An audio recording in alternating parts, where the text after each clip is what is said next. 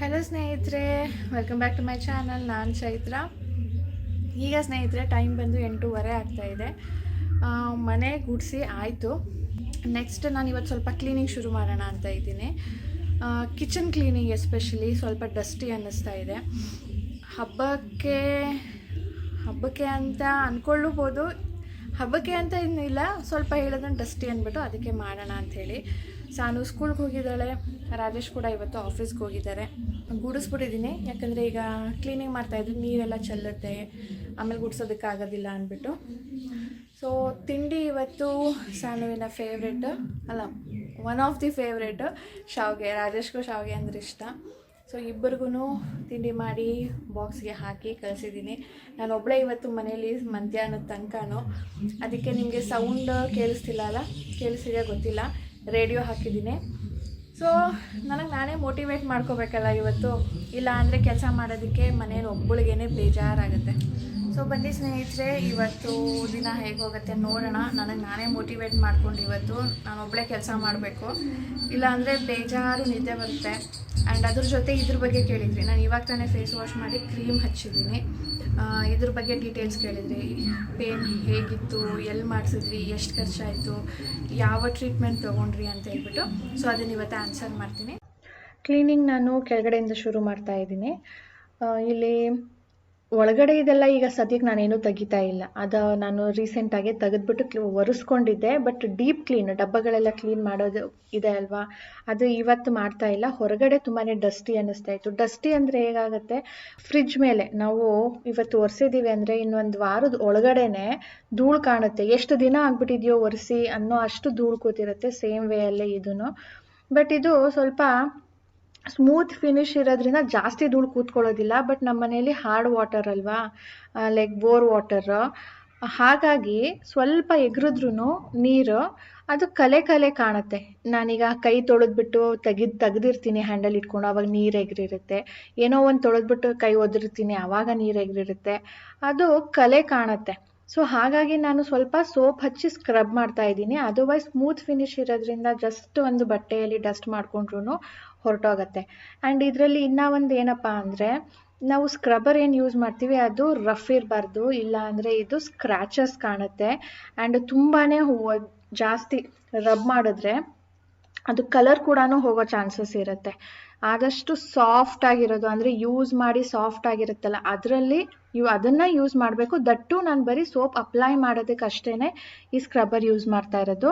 And steel ನಾವು ಒರೆಸಿದ್ರೆ ಅದಷ್ಟು shining ಕಾಣೋದಿಲ್ಲ. ಹಾಗಾಗಿ ನಾನು ಅದನ್ನು ಸೋಪ್ ಮಚ್ಚಿ ಉಜ್ಜಿನೇ ರಬ್ ಮಾಡ್ತೀನಿ. ಆ್ಯಂಡ್ ಇದು ಏನು ಮಾಡ್ತಾ ಇದ್ದೀನಿ ನೋಡಿ, ಬಟ್ಟೆ ತೊಗೊಂಡು ಆಮೇಲೆ ನಾನು ಪ್ರೆಸ್ ಮಾಡಿ ರಬ್ ಮಾಡ್ತಾ ಇದ್ದೀನಿ. ಸೊ ಅದರ ಕಲೆಗಳು ಹೋಗಬೇಕು ಅಂತ ಹೇಳಿಬಿಟ್ಟು ಸ್ಕ್ರಬ್ಬರಲ್ಲಿ ಮಾಡಿದ್ರೆ ಸ್ಕ್ರ್ಯಾಚಸ್ ಆಗುತ್ತೆ ಅಂತ ಹೇಳಿ. ನೆಕ್ಸ್ಟ್ ಕಮ್ಸ್ತಿ ಚಿಮ್ನಿ ಕೂಡ ಅಷ್ಟೇ, ಗ್ಲಾಸ್ ಅಲ್ವಾ, ಆ ಗ್ಲಾಸ್ ಮೇಲೆ ಸ್ವಲ್ಪ ಧೂಳು ಕೂತ್ರೂ ಎದ್ದು ಕಾಣುತ್ತೆ. ಅದು ಕೂಡ ಕ್ಲೀನ್ ಮಾಡ್ತಾನೆ ಇರಬೇಕಿಲ್ಲ ಅಂದರೆ ಎಷ್ಟು ಜಿಡ್ ಕೂತ್ಕೊಳ್ಳುತ್ತೆ ಅಂದರೆ, ನಾವು ಯಾವುದ್ರಲ್ಲಿ ಅದನ್ನು ಸ್ಕ್ರಬ್ ಮಾಡ್ತಾ ಇರ್ತೀವೋ ಅದು ಫುಲ್ ಜಿಡ್ಡಾಗ್ಬಿಟ್ಟು ಅದನ್ನು ಬಿಸಾಕಬೇಕು, ಆ ಥರ ಆಗ್ಬಿಟ್ಟಿರುತ್ತೆ. ಸೊ ಆದಷ್ಟು ಅವಾಗವಾಗ ಒದ್ದೆ ಬಟ್ಟೆಯಲ್ಲಿ ಒರೆಸ್ಕೊಳ್ತಾ ಇದ್ರೆ ಇವತ್ತಿದೆ ನೋಡಿ ಆ ಥರ ಇರುತ್ತೆ, ಇಲ್ಲ ಅಂದರೆ ತುಂಬಾ ಜಿಡ್ಡು. ನೆಕ್ಸ್ಟ್ ಇದು ಚಿಮ್ನಿ ಜೊತೆ ಅದರ ಅಕ್ಕಪಕ್ಕ ಕೂಡ ಕ್ಲೀನ್ ಮಾಡ್ಕೊಳ್ಬೇಕು ಸೋಪ್ ಹಾಕಿ, ಯಾಕಂದರೆ ಅಲ್ಲಿ ಜಿಡ್ಡು ಕೂತಿರುತ್ತೆ, ನಮಗೆ ಅದು ಕಾಣೋದಿಲ್ಲ. ನಾವು ಅಂದ್ಕೊಳ್ತೀವಿ ಚಿಮ್ನಿ ಎಲ್ಲ ಎಳ್ಕೊಂಡಿರುತ್ತೆ ಅಂತ, ಬಟ್ ಸ್ಟಿಲ್ ಅಕ್ಕಪಕ್ಕ ಕೂಡ ಜಿಡ್ಡಾಗಿರುತ್ತೆ.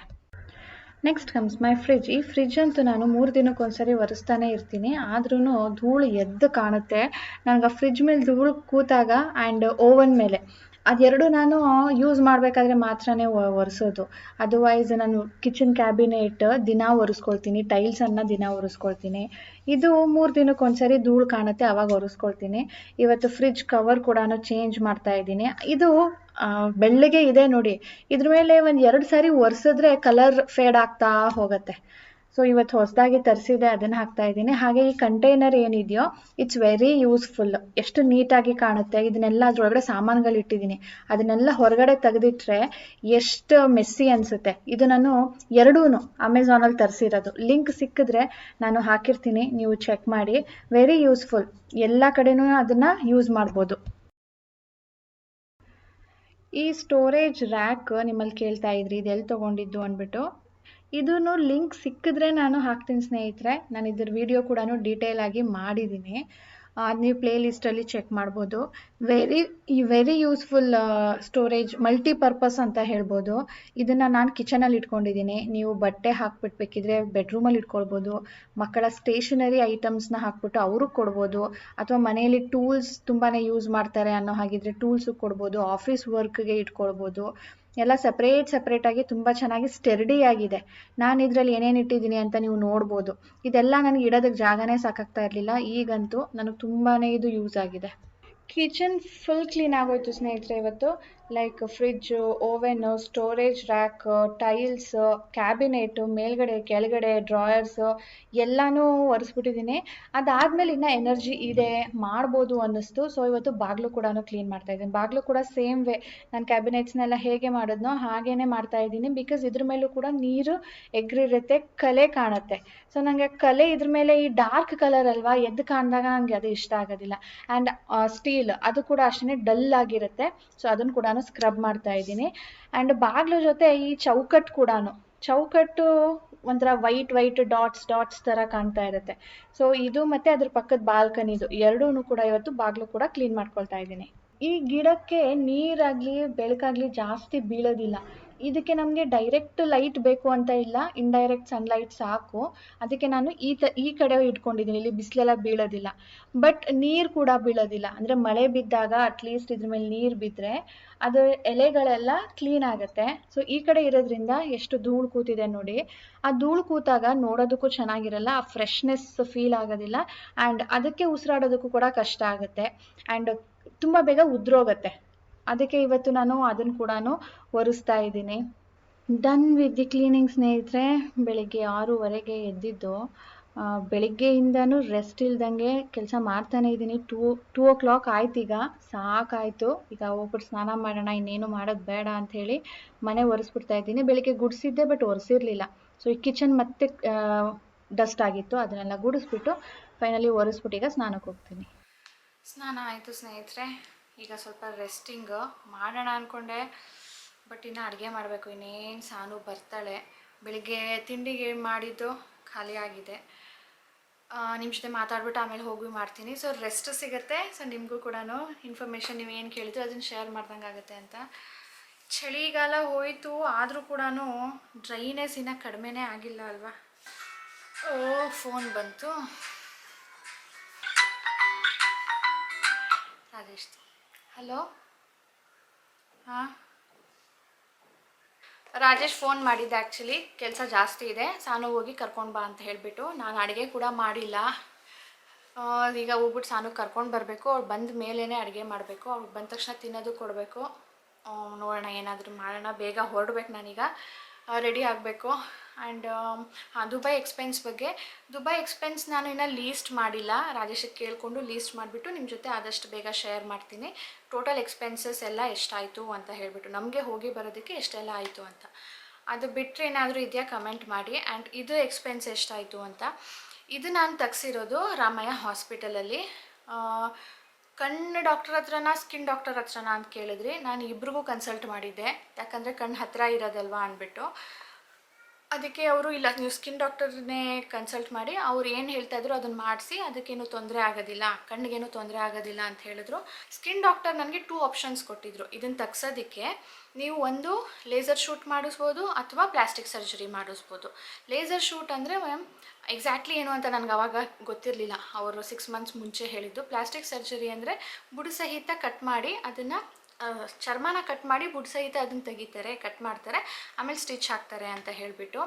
6 months ಮುಂಚೆ ನನಗೆ ಏನೂ ತೊಂದರೆ ಆಗಿರಲಿಲ್ವಲ್ಲ, ಕೇಳಿಕೊಂಡು ಸುಮ್ಮನಾಗ್ಬಿಟ್ಟೆ. ಈ ಥರ ಮಾಡ್ತಾರಂತೆ, ಬಿಡು ನೋಡೋಣ ಅಂದ್ಕೊಂಡು.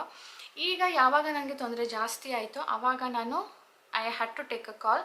ಸೊ ನಾನು ಫಸ್ಟ್ ಆಪ್ಷನ್ ಚೂಸ್ ಮಾಡಿದೆ, ಲೈಕ್ ಲೇಸರ್ ಟ್ರೀಟ್ಮೆಂಟ್. ಅವ್ರು ಶೂಟ್ ಅಂತ ಹೇಳಿದರು, ಬಟ್ ಶೂಟ್ ಅಂತ ಏನು ಎಗರ್ಸೋದಿಲ್ಲ, ಕಟ್ ಮಾಡಿದ್ರು. ಲೇಸರ್ ಮಷೀನಲ್ಲಿ ಅವರು ಬಿಸಿ ಮಾಡಿಕೊಂಡು, ಅಂದರೆ ಅದು ಬಿಸಿ ಆಗುತ್ತೆ ಆಬ್ವಿಯಸ್ಲಿ.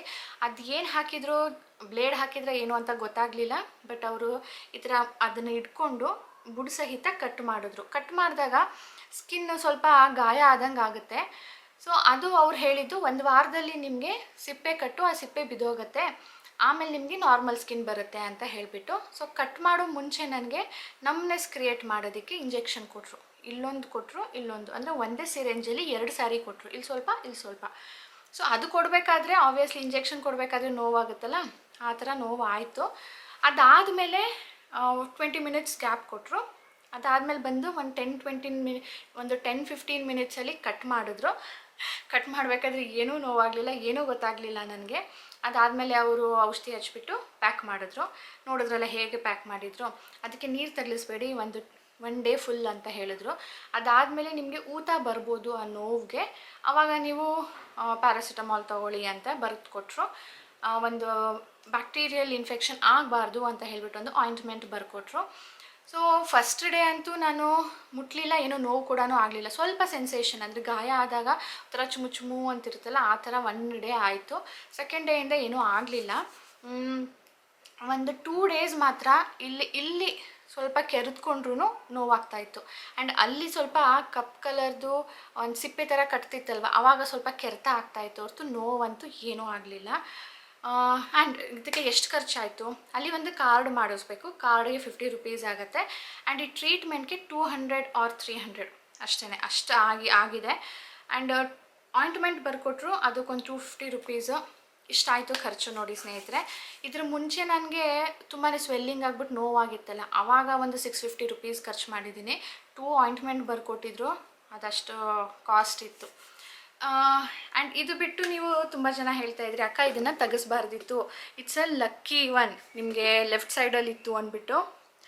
ಅದ್ರ ಬಗ್ಗೆ ನಾನು ಬಂದಮೇಲೆ ಮಾತಾಡ್ತೀನಿ. ಓಕೆ, ಅದು ಡೀಟೇಲಾಗಿ ಮಾತಾಡೋಣ. ಈಗ ಟೈಮ್ ಇಲ್ಲ, ಸಾನು ಕರ್ಕೊಂಡು ಬರೋದಕ್ಕೆ ಹೋಗಬೇಕು.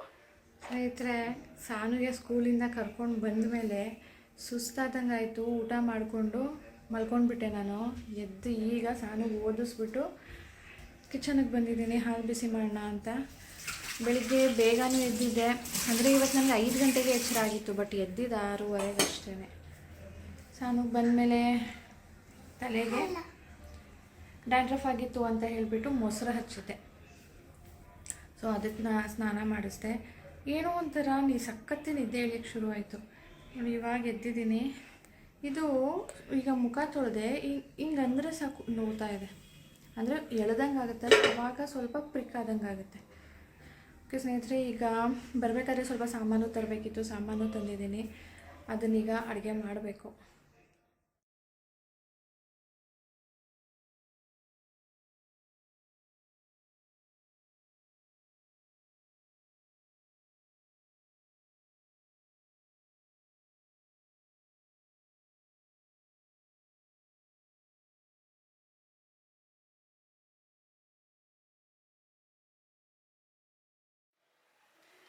ಸ್ನೇಹಿತರೆ, ನಿಮ್ಮಲ್ಲಿ ತುಂಬ ಜನ ಹೇಳಿದ್ರಿ